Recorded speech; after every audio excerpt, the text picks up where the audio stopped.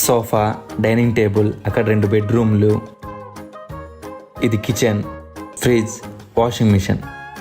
నువ్వు ఉండడానికి అన్నీ కంఫర్ట్గా ఉంటాయని ముందే సెట్ చేసి పెట్టా.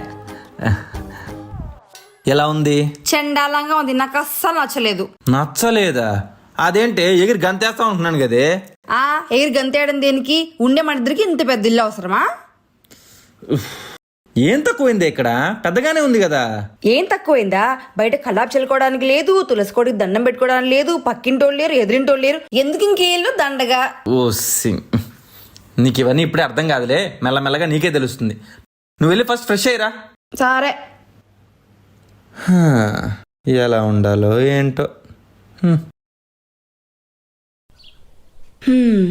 ఏంటో చుట్టుపక్కల ఎవ్వరు లేరు.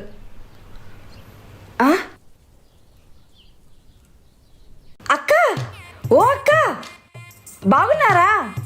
నా పేరు గౌతమి. ఈ ఇంట్లోకి ఇప్పుడే వచ్చాం. మా ఆయన ఎప్పటి నుంచో ఉంటున్నారులే. మీకు తెలుసా? ఏంటేం మాట్లాడదు? ఇంతకీ మీ పేరేంటి? క్యా క్యా ఏంటి ఇలా ఉంది? క్యా క్యా, బాగున్నారా? క్యా క్యా. ఇంతకీ ఈ రోజు మీ ఇంట్లో వంట ఏం చేశారు? మావాడికి తెలియదులేండి. ఏంటి? నీకు అసలు బుద్ధి ఉందా లేదా? ఆమె ఎవరికి హాయ్ అని చెప్తావేంటి? ఆమె నిన్ను హాయ్ చెప్తే ఆమె నాకు పేరు కూడా చెప్పింది తెలుసా? పేరు చెప్పిందా? ఏమని చెప్పింది? క్యా క్యా అంట.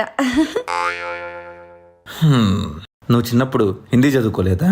లేదు, మా హిందీ మాస్టర్ ఒకసారి నన్ను కొడితే ఆ క్లాస్కి వెళ్ళడం కూడా మానేసా.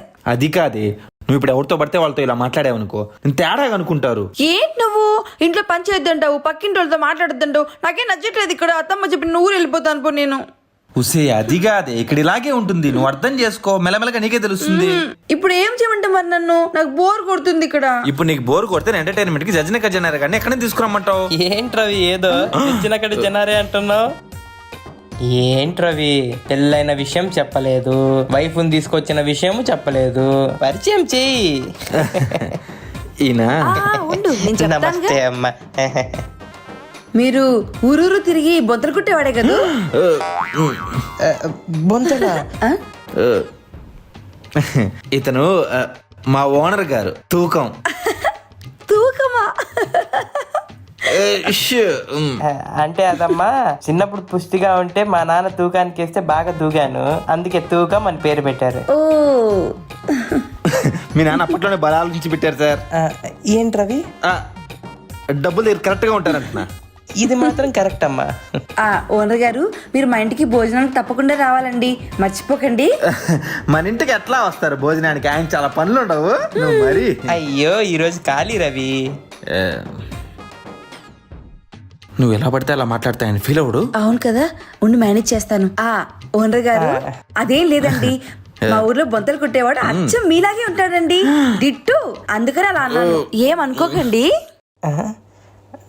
ఏం పర్లేదులే అమ్మా, బాగా మేనేజ్ చేశాను కదా.